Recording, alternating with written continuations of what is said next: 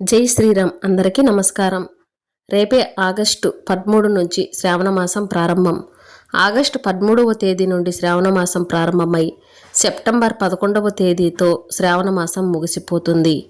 అయితే ఈ శ్రావణ మాసంలో చేసే లక్ష్మీ పూజలకు అఖండ రాజయోగం కలిసొస్తుంది. ఈ శ్రావణ మాసం నెల రోజులు లక్ష్మీదేవిని ఎలా పూజించాలి, అలాగే అష్టైశ్వర్యాలు కలగాలంటే ఎలాంటి పరిహారాలను పాటించాలో ఈ వీడియోలో తెలుసుకుందాం. ముందుగా ఈ వీడియోకి ఒక లైక్ కొట్టి ప్రతి ఒక్కరూ జై శ్రీరామ్ అని కామెంట్ చేయండి. ఈ శ్రావణ మాసంలో లక్ష్మీదేవిని ఎంత పూజిస్తే ఈ సంవత్సరం అంతా మీకు అంతా ఐశ్వర్యం కలిసి వస్తుంది. కాబట్టి ఈ శ్రావణ మాసం నెల రోజులు ఉదయాన్నే ఇంటి ముందు బియ్యం పిండితో ముగ్గు వేయండి. ప్రతిరోజు బియ్యం పిండితో ముగ్గు వేస్తే లక్ష్మీదేవి మీ ఇంట్లోకి సులభంగా ప్రవేశిస్తుంది. అలాగే ఈ శ్రావణ మాసం నెల రోజులు మీ పూజ గదిలో అక్షంతలు పెట్టుకోండి. ఇంట్లో పూజ పూర్తయిన తర్వాత ప్రదక్షిణలు చేసి లక్ష్మీదేవికి నమస్కారం చేసుకొని తలపైన అక్షంతలు వేసుకుంటే మీ పూజకు రెట్టింపు పుణ్య ఫలితం లభిస్తుంది. అలాగే శ్రీ మహాలక్ష్మీదేవికి ఎర్రటి తామర పూలంటే ప్రీతికరమైనవి కాబట్టి ఈ శ్రావణ మాసంలో తామర పూలతో లక్ష్మీదేవిని పూజిస్తే ఎంతటి పేదరికమైన వెంటనే తొలగిపోతుంది. అప్పుల బాధలు, ఆర్థిక ఇబ్బందులన్నీ తొలగిపోయి అఖండ రాజయోగం కలుగుతుంది. అలాగే ఈ శ్రావణ మాసంలో ఇంట్లో దీపారాధన చేసేటప్పుడు దీపం నూనెలో చిటికెడు కర్పూరం పొడి వేస్తే మీ పూజ గదిలో నెగిటివ్ ఎనర్జీ లేకుండా దైవశక్తులు ఆకర్షిస్తాయి. తద్వారా మీ పూజకు రెట్టింపు ఫలితం లభిస్తుంది. అలాగే లక్ష్మీదేవి ముందు దీపం వెలిగించేటప్పుడు తమలపాకు పైన దీపం వెలిగించాలి. తమలపాకులో లక్ష్మీదేవి, సరస్వతీదేవి, పార్వతీదేవి కొలువై ఉంటారు. కాబట్టి తమలపాకు పైన దీపం వెలిగిస్తే మహాలక్ష్మి కటాక్షం త్వరగా కలుగుతుంది. ప్రతి శ్రావణ శుక్రవారం లక్ష్మీదేవిని విశేషంగా పూజించాలి. కాబట్టి ఒక చిన్న లక్ష్మీదేవి విగ్రహాన్ని తెచ్చుకొని ప్రతి శుక్రవారం ఆవు పాలతో అమ్మవారికి అభిషేకం చేసి ఆవు నెయ్యితో దీపారాధన చేస్తే లక్ష్మీదేవి వెంటనే అనుగ్రహిస్తుంది. అలాగే ఈ శ్రావణ మాసంలో తప్పనిసరిగా మీ ఇంటికి కొత్త చీపురుని తెచ్చుకోండి. ఈ శ్రావణ మాసంలో వచ్చే ఏదైనా ఒక శనివారం నాడు మీ ఇంట్లో ఉన్న పాత చీపురుని తీసేసి ఒక కొత్త చీపురుని ఇంటికి తెచ్చుకుంటే మీ ఇంటికి సిరి సంపదలు కలిసి వస్తాయి. ఇక మీ భర్త ఆదాయం విపరీతంగా పెరిగి మీ భర్తకు బాగా కలిసి రావాలంటే ఈ శ్రావణ మాసంలో ఏదో ఒక రోజున లక్ష్మీదేవి ముందు ఆకుపచ్చని మట్టి గాజులు పెట్టి పూజ చేయండి. పూజ పూర్తయ్యాక ఈ గాజులను వేసుకోండి. దీనివల్ల మీ భర్తకు అన్ని విధాలుగా కలిసి వస్తుంది. అలాగే ప్రతి శ్రావణ శుక్రవారం ఇంట్లో పాలు పొంగించి లక్ష్మీదేవికి పరమాన్నం నివేదించాలి. అయితే విశేషంగా ఈ శ్రావణ శుక్రవారంలో ఆవు పాలతో పరమాన్నం చేసి లక్ష్మీదేవికి నివేదిస్తే చాలా మంచిది. అలాగే గోధుమ రవ్వ బెల్లం వేసి పాయసం తయారు చేసి లక్ష్మీదేవికి నివేదిస్తే మీ భర్త ఉద్యోగంలో ప్రమోషన్లు లభిస్తాయి. అయితే లక్ష్మీదేవికి సమర్పించే నైవేద్యాన్ని ప్లాస్టిక్ గిన్నెలో కాకుండా అరటి ఆకు పైన అమ్మవారికి నైవేద్యం పెట్టండి. అయితే మనలో చాలామంది పూజ గదిలో ఒక దీపం వెలిగించి ఇంట్లో పూజ చేసుకుంటారు. కానీ ఈ శ్రావణ మాసంలో మాత్రం ఖచ్చితంగా అమ్మవారి ముందు 2 దీపాలు వెలిగించి పూజ చేసుకోవాలి. అలాగే వరలక్ష్మి వ్రతాన్ని చేసే ఆడవారు అమ్మవారికి పట్టుచీర సమర్పించి వరలక్ష్మి వ్రతాన్ని చేస్తే అమ్మవారి అనుగ్రహం వెంటనే లభిస్తుంది. అలాగే ఈ శ్రావణ మాసంలో ఇంటికి వచ్చిన ముత్తైదువులకు తప్పకుండా తాంబూలం ఇచ్చి పంపించాలి. ముఖ్యంగా వరలక్ష్మి వ్రతం చేసే రోజున ఇంటికి 5 ముత్తైదువులను పిలిచి తాంబూలంతో ఒక పసుపు కొమ్ము, ₹1 నాణ్యం పెట్టి తాంబూలం ఇస్తే మీ ఇంటి సంపద రెట్టింపు అవుతుంది. ఇక చాలామంది ఆడవారు ప్రతిరోజు తులసిని పూజిస్తారు. అయితే ఈ శ్రావణ మాసంలో ప్రతిరోజు సాయంత్రం పూట తులసి కోటలో దీపారాధన చేస్తే ముక్కోటి దేవతల అనుగ్రహం మీ ఇంటిపై ఎల్లవేళలా ఉంటుంది. అలాగే లక్ష్మీదేవిని పూజించే ఆడవారు తప్పకుండా కాళ్ళకు పసుపు రాసుకొని నిండు ముత్తైదువులా తయారయ్యి లక్ష్మీదేవిని పూజిస్తే సుమంగళి యోగం కలుగుతుంది. అలాగే ఈ శ్రావణ మాసం నెల రోజులు ఇంటి గుమ్మానికి మామిడి తోరణాలు కట్టుకోండి. ఇంటి గుమ్మం పచ్చగా కలకలలాడుతూ ఉంటే మీ ఇంట్లోకి వెంటనే లక్ష్మీదేవి అడుగు పెడుతుంది. అలాగే ప్రతి శ్రావణ శుక్రవారం సాయంత్రం పూట ఇంటి గుమ్మం ముందు 2 దీపాలు వెలిగించి ఇల్లంతా సాంబ్రాణి పొగ వేయండి. మీ ఇంట్లో ఉన్న దుష్టశక్తులు తొలగిపోయి ఇంట్లోకి ధనలక్ష్మీదేవి ప్రవేశిస్తుంది. అలాగే ఈ శ్రావణ మాసంలో వీలైనంత ఎక్కువగా గోమాతను పూజించండి.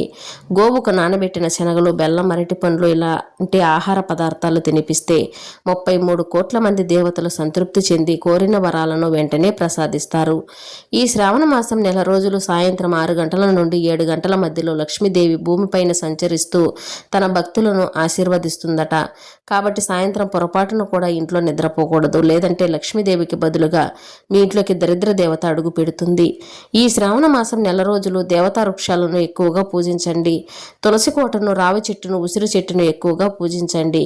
ఈ దేవతా వృక్షాలకు ప్రదక్షిణాలు చేసి నమస్కారం నమస్కారం చేసుకుంటే మీ జాతక దోషాలన్నీ తొలగిపోయి మీ జాతకంలో అదృష్టం పెరుగుతుంది. అలాగే ప్రతి శ్రావణ శుక్రవారం స్త్రీలు ఖచ్చితంగా ఉపవాసం ఉండాలి. దీనివల్ల మీ కుటుంబం మొత్తానికి భోగభాగ్యాలు కలుగుతాయి. లక్ష్మీదేవికి తామర పూలు, గులాబీ పూలు, ఎర్రగన్నేరు పూలు, మల్లెపూలు అంటే చాలా ఇష్టం కాబట్టి వీలైనంత ఎక్కువగా ఈ పూలతో లక్ష్మీదేవిని పూజించండి. ఇక ఈ శ్రావణ మాసంలో వీలైనంత ఎక్కువగా ఆవు నెయ్యితో దీపారాధన చేయండి. లక్ష్మీదేవి ముందు ఆవు నెయ్యితో దీపం వెలిగిస్తే చాలా మంచిది. అలాగే 5 ఒత్తులతో దీపారాధన చేస్తే అష్టైశ్వర్యాలు సులభంగా కలుగుతాయి.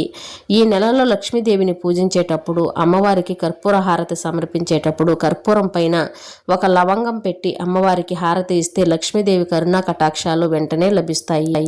ఇక ఆడవారు ఇంట్లో పూజ చేసేటప్పుడు తడి జుట్టుతో లక్ష్మీదేవిని పూజించకూడదు. అలాగే జుట్టు ముడి వేసుకొని ఇంట్లో పూజ చేయకూడదు. చక్కగా జడ వేసుకుని పూలు పెట్టుకుని లక్ష్మీదేవిని పూజిస్తేనే అమ్మవారి అనుగ్రహం లభిస్తుంది. ఈ శ్రావణ మాసంలో ఏదైనా ఒక శుక్రవారం గోశాలకు వెళ్లి గోవు నుదుటిన పసుపు రాసి కుంకుమ బొట్లు పెట్టి అరటి పండ్లను ఆహారంగా తినిపించి ప్రదక్షిణాలు చేస్తే సర్వ పాపాలు వెంటనే తొలగిపోయి విపరీతమైన అదృష్టం కలిసి వస్తుంది. అలాగే ఈ శ్రావణ మాసం నెల రోజులు ఇల్లంతా పసుపు నీళ్లు చిలకరించండి. పసుపు శుభసూచకం. ఇంట్లో పసుపు నీళ్లు చల్లితే మీ ఇల్లంతా దైవశక్తులతో నిండిపోతుంది. తద్వారా మీరు చేసే పూజలకు ఖచ్చితమైన పుణ్య ఫలితం లభిస్తుంది. అలాగే చాలామంది వరలక్ష్మి వ్రతాన్ని చేసేటప్పుడు పూజలో కలశం పెట్టుకుంటారు. కలశం కింద బియ్యంతో పాటు కొన్ని నవధాన్యాలు కూడా వేసి కలశాన్ని ప్రతిష్ఠిస్తే మీరు చేసే వ్రతానికి లక్ష్మి అనుగ్రహం వెంటనే లభిస్తుంది. అయితే వరలక్ష్మి వ్రతాన్ని చేసేటప్పుడు మట్టి పాత్రలో పాలు పొంగించి అమ్మవారికి పాయసం తయారు చేసి నివేదిస్తే అమ్మవారు ఎంతో సంతోషించి మీ నైవేద్యాన్ని వెంటనే ఆరాధిస్తుంది.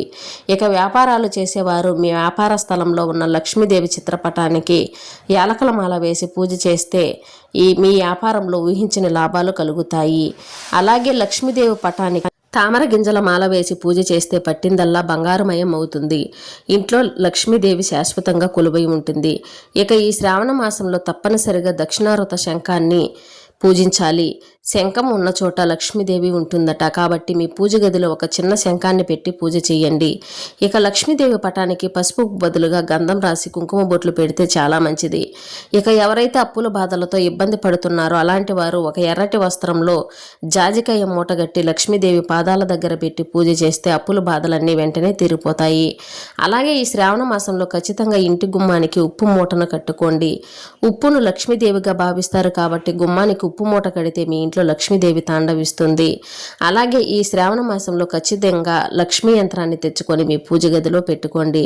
లక్ష్మీ యంత్రాన్ని పసుపు కుంకుమలతో పూజించి మీ బీరువాలో పెట్టుకుంటే ధనాకర్షణ పెరిగి ఇంట్లో వృధా ఖర్చులు తగ్గిపోతాయి. ఈ విధంగా ఈ శ్రావణ మాసంలో లక్ష్మీదేవిని పూజించి అష్టైశ్వర్యాలను పొందండి.